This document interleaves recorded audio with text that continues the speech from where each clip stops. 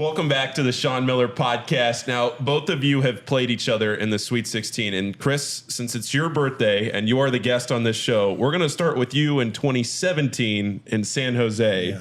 Xavier, a 2-point win over Sean Miller's Arizona Wildcats in that game. So I'm going to turn the floor over to you on this one and what you remember from that game and coaching against each other for the second time in the Sweet 16 in 3 seasons. Yeah. The first thing I think of is how fortunate we were to get there.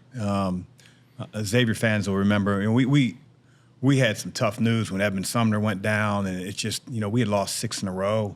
And what was once a sure NCAA tournament lock season was in the balance as we went to DePaul. And my goodness, beating DePaul and just, you go on the road, it's hard enough to win. You have 6 games in a row that you've lost. Everybody's saying if you don't win, you're not going to the tournament. We thought when we won at DePaul that we were in, and then you find out later that we weren't. We won a couple in the Big East tournament. So just to have that road to get there, beating Maryland and Florida State, just felt fortunate to be there. And then, our guys, JP, Trayvon, Malcolm Bernard was huge that game. I don't know if he missed a shot. There was just such a belief as we went to the tournament because while we were on that losing streak of 6 games, you felt the weight of the world every game going in, whereas I felt like our guys could finally play free and play for something instead of like losing something. And probably no greater example than the last 4 minutes when we come out of the TV timeout, we're down 7 or 8, and it's like, just play. You got to get stops and just play. We had some I've seen that. My daughters, put that on the DVR all the time, the last 4 minutes. So it's like I can have all those plays memorized. But, just... it's interesting. I remember every play of every game. I don't remember we were up 7 at the 4 minute. Yeah. I guess I blanked that out. Yeah. But, is that true? We were up 7? Yeah. And it's like, we go to the foul line because I think marketing goes over the back. And it could have been a chintzy call if you're an Arizona fan, and it's like clock stopped. You get an opportunity to go down there. Quentin Gooden gets caught in the air and then throws it backwards to Malcolm, who hits a 3. And at the time, it's like, all right, they cut it to 5. But just the sequence of events and how that, and then whatchamacallit's last shot, your best player. Alonzo Trier. Yeah, Trier's last shot was in and out. And so it was... It's funny. I don't remember that either. You have a selective memory. Hours later, we get our asses handed to us by Gonzaga. So it was, but it was a fun run and with some special guys, a really special group. He always says he hates to coach against his friends. Is that? I assume you feel similar. I mean, I don't look forward to it. If that's what you mean, it's like. When we lost to Sean in the Sweet 16, obviously you're devastated for your team and you feel bad, but it's like I would rather have somebody that I really care about that is moving on, versus sort of a nondescript guy I don't know. It just eats at you and eats at you. Yeah. But, you're going to have connections, maybe not this close of a connection with who you play, but the coaching community is so close, and we run into each other all the time that you're going to play against friends, acquaintances, former assistants, things of that nature all the time. I remember about that game, the San Jose Sweet 16 is, I deep down I never felt good simply because we had already played you a couple seasons earlier in the Sweet 16, in the state of California.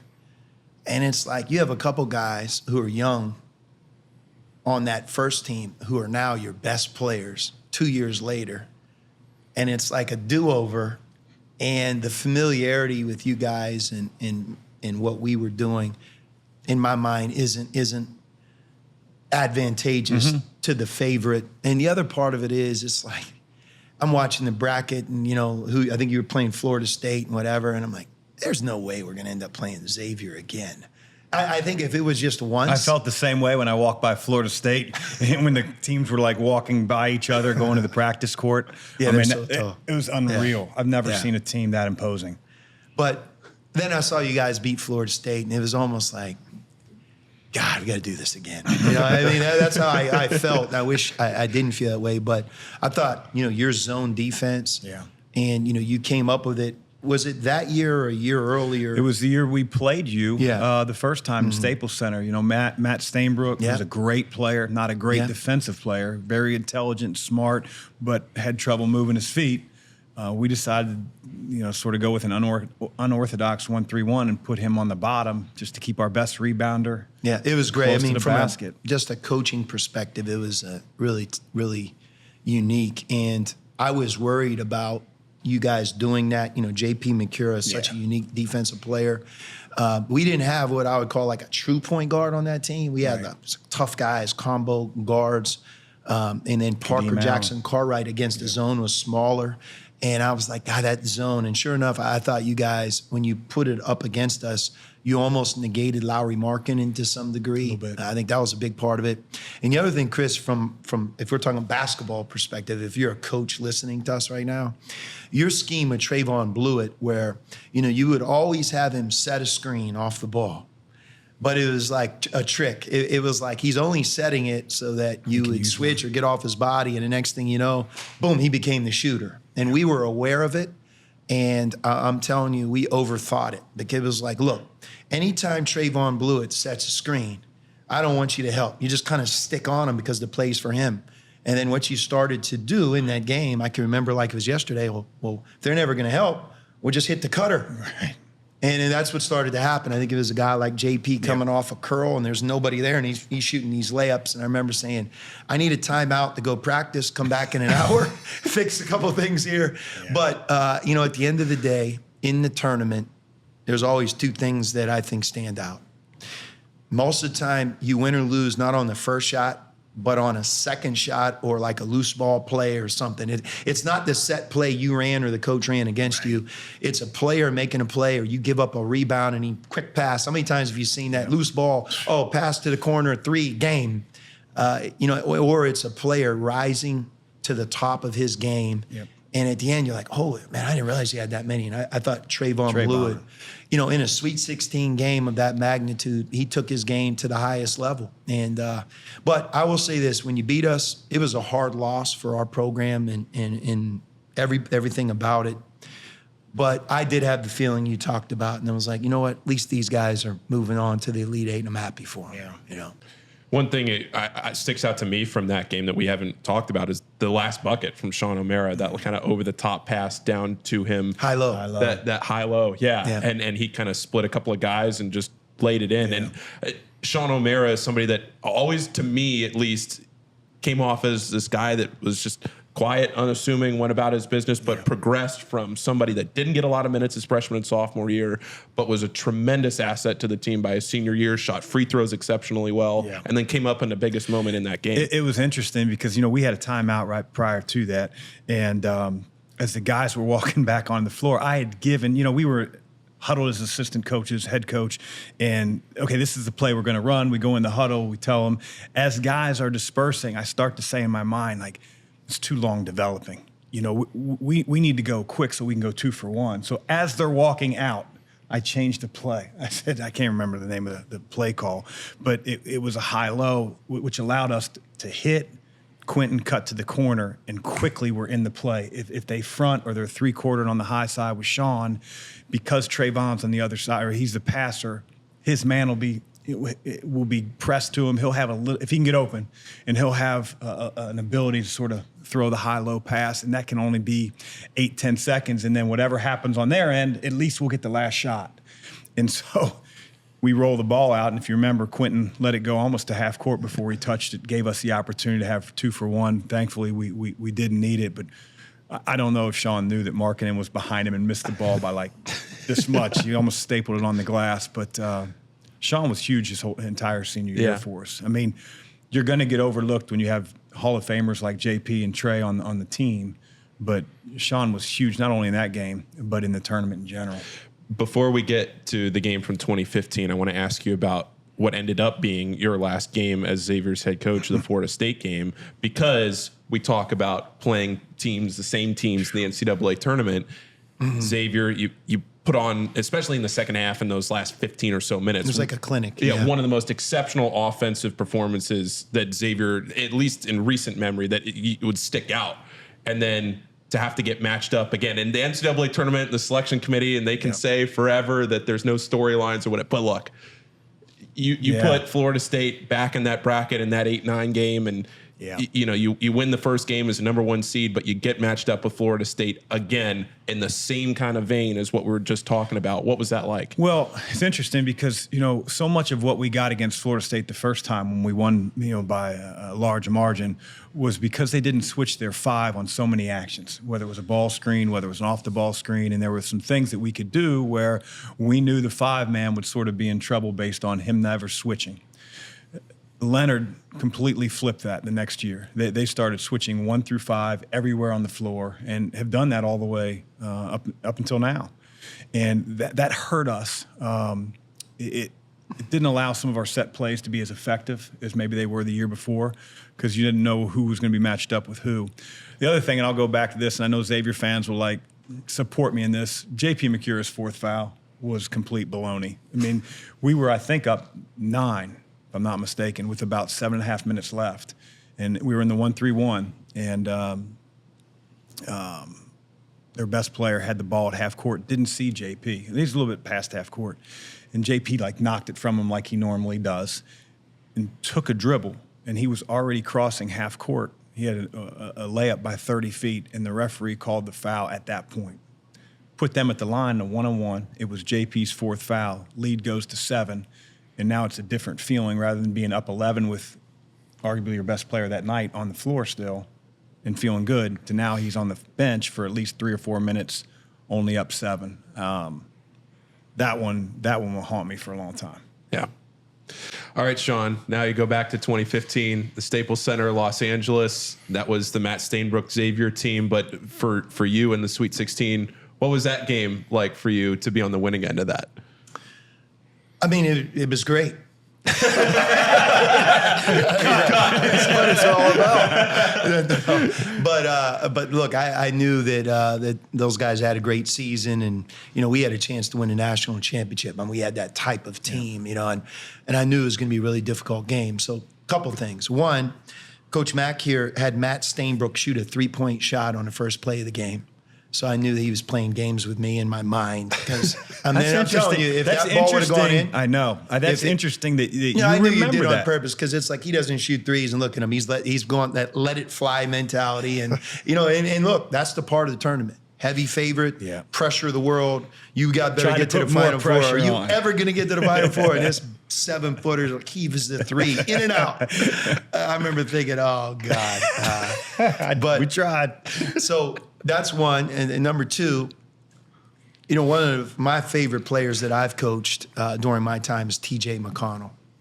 And, on that team, if you would have pulled NBA general managers and opposing coaches, everyone would have said, boy, I love the way he plays. He's clearly your team's heart and soul. But I don't think anybody in their right mind could say he's going to play in the NBA for 12 years, potentially lead the NBA in steals in a year, and be one of the most popular, backup second unit players in the last decade of the NBA. And he's still playing, right? So know this, that back then on game night, it wasn't like we thought of him in those terms. But in my mind, I really believed in him, And the one thing about TJ is he would always have a chip on his shoulder. It's what drives him to who he is today. He doesn't believe in me, watch this, This guy did this, watch this. And it's how he's wired. So I brought him in before we played Xavier, and I said, TJ, I want to tell you something. Coach Mack is one of my good friends. He's a heck of a coach. I think you know this now. We're in for a war, right? He didn't think you were good enough to play for Arizona. I want to let you know that. I called him. I asked him.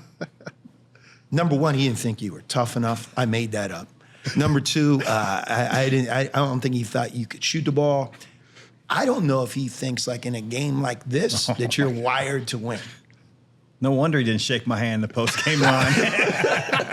And I just said, this might help me 2%. There's no chance that me doing this is going to hurt at all. It probably helped more than that because between that and JP McCura, just talking to him the whole game, he's one of those guys, and JP is like that as well. I think it just brings Feeds out off the the best challenge. in him. Yeah. So I remember thinking like, I might as well take advantage of that. Yeah. And coach, if you remember, we all get things right or wrong. You were one of my first calls, and I'm like, tell me about this guy, TJ McConnell. And I think it's not like you said he couldn't play, but I think you would say he's good, but like, would he be good enough to be the starting point guard at Arizona? Yeah. Right? You don't want that. You don't want that on you. I don't want to see a guy there the next year that's struggling, and I endorsed him. Obviously, TJ, we played against him, and he was a terrific player. He's hard to handle. He didn't back down from Holloway when he was a freshman, so you knew he could play. Whether he's going to be all Pac-12, certainly a 10-year plus NBA player, like no idea that would happen. But I bring that up because as I think back to that first Sweet 16, he was the difference. Yeah. He made big shots at the end, and it was a battle. I mean, we could have lost. I can make the case that we had a better chance of losing that first one than the second one if you go throughout how both games felt. Right. It just one changed at the end, and the other one we hung in there and made plays. But the fact that I'm at Arizona, way out there, and we're going through the tournament at 2 different times. We're in the Sweet 16. It's one of the most remarkable things of this story that that the connection that it stayed connected for sure. The thing I remember about that, and I remember it happened in the second game too when we played. We could not get a rebound out of our zone. Mm-hmm. As effective as I thought the zone was and gave them issues at times, when the shot goes up, you're not really responsible for your man. You're responsible for a man in your area. And if there are multiple guys opposite when the shot goes up, it's like, who am I blocking out? The 6'9" guy here, the 6'5" guy here. And, we could not get a defensive rebound a lot of the time to give them second possessions or second chance points that, ultimately did us in. But Sean's right. Like, I think that game, we had the lead at least in the first half. Mm-hmm. And the second half was sort of going back and forth. Well, I felt like outside of one run, the second time we played, we were playing from behind a large majority of the second half. But game pressure is sure. something that I've learned to talk a lot about because I think it's so true. Game pressure. Yeah. The heavy favorite, the closer it gets to the end, to some degree it works to their advantage. That's why they're the favorite. But it depends on the circumstances. Sometimes it can work to the disadvantage, Yeah, and I think that for us, that was a big part of it. First, if we can make it a 4.5 point game with 6-7 minutes left, they'll realize, oh my goodness, we might lose this. That's right. And that's that shortens the game up for your guys. It doesn't put the pressure of you have to be up, you have to be winning. You don't have to. You have to make it a game so that they know it is down the stretch. And I think that's one of the keys to the tournament. Can you unleash your group, your team, your best players to play free, to have confidence in a good way, to not feel that game pressure in a negative way. Correct. But to actually allow that to bring out the best in them. And I think that, some teams, programs, maybe even coaches are better at that than others, but no doubt the tournament, and that's what makes college basketball so special. It's what we're talking about right now. You can literally recite plays, strategies, and points from 2 separate games that happened some time ago, and so can I.